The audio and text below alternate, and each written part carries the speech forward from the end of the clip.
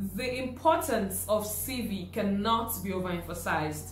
Whether you're applying to grad school, a scholarship, a job, a relationship, seriously.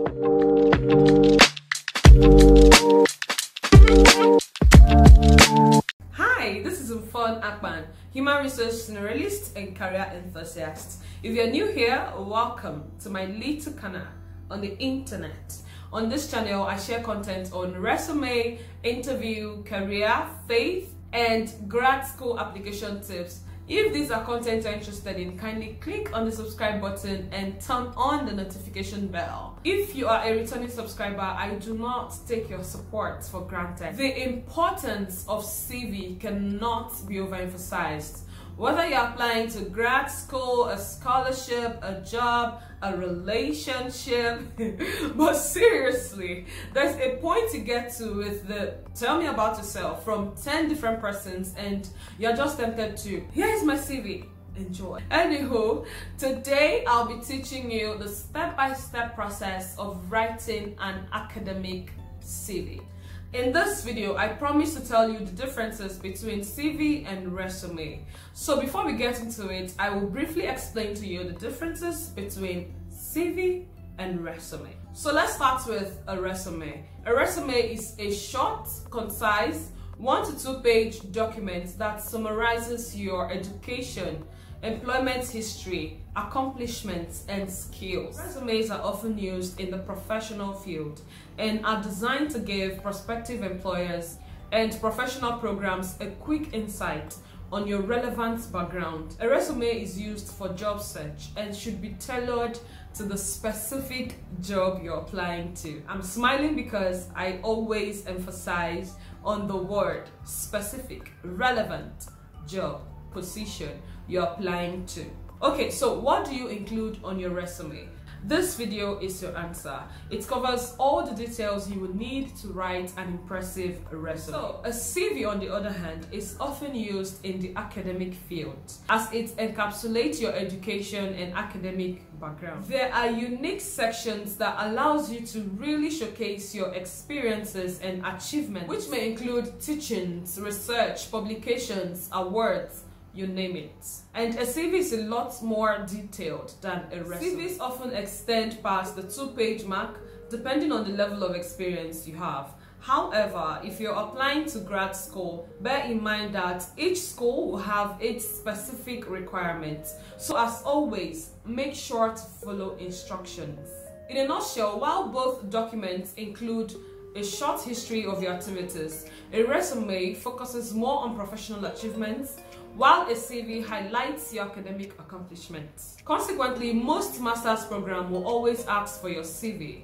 The main exemption is when you apply for an MBA, in which case most universities ask for your resume. So those are the differences between resume and CV. And I particularly think that these differences generally applies to the United States. Because in my country, Nigeria, we use both words interchangeably. This is the same with Australia and South Africa. Also in the UK, Ireland, and other European countries, term CV is used to describe an equivalent of a US resume. So, CV writing for grad school application.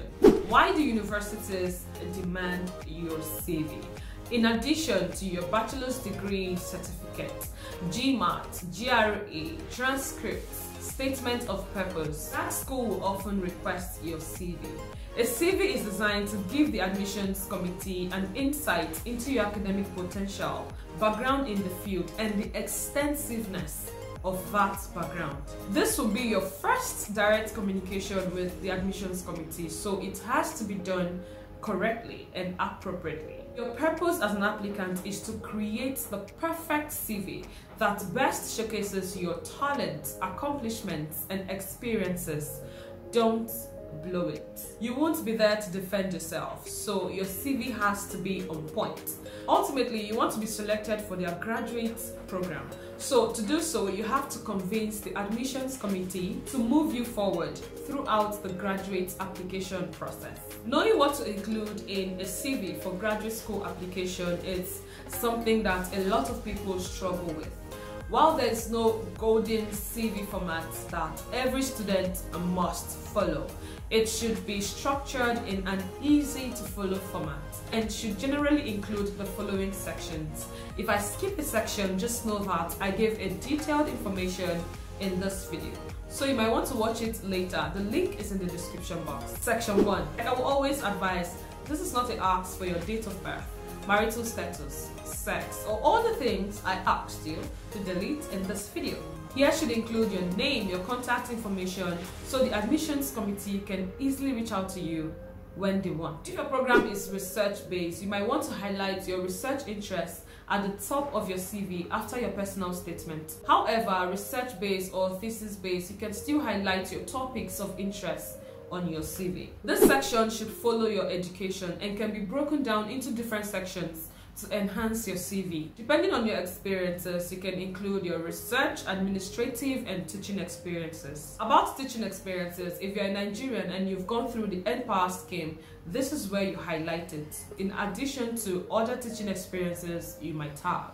One of the things that impressed the admissions committee is teaching experiences, because that is half of what academia is all about. This is one of the most important sections on your CV, because this is where your experience will help set you apart from other candidates. And remember, you should tailor the section to the specific program you're applying for, while ensuring that your listed items are relevant to the program. This section should include any awards or honors you've received, such as scholarships, grants, teaching assistantships. This section can be written in order of importance to highlight the most impressive achievements first. When I was applying to the US and UK, I included the scholarship I received during my diploma program and the 3 awards I received for academic excellence during my undergrad, so add them up. Whether you've been involved in giving presentations, written, or contributed to any published article, books, research reports, or any other form of publication, this is where you showcase. Volunteer work and internships matters more than you think. Internships and volunteer works show the admissions committee what your interests are. Also that you're willing to work hard for reasons other than immediate financial gain. Next, language. Here you want to highlight the languages you're proficient in.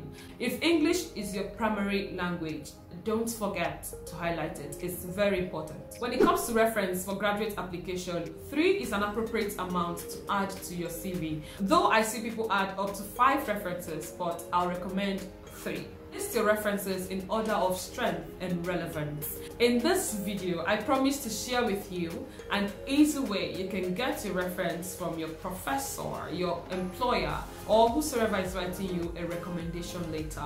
This is the trick that I used. I went through the recommendation requirements on the school website, and then I wrote the letter myself based on those requirements and sent my professors to sign. Okay, so there you go. Now you've gathered the necessary knowledge you need to write an impressive, incredible CV for your graduate application. Do not fall my hand. I can help you review your CV and your statement of purpose.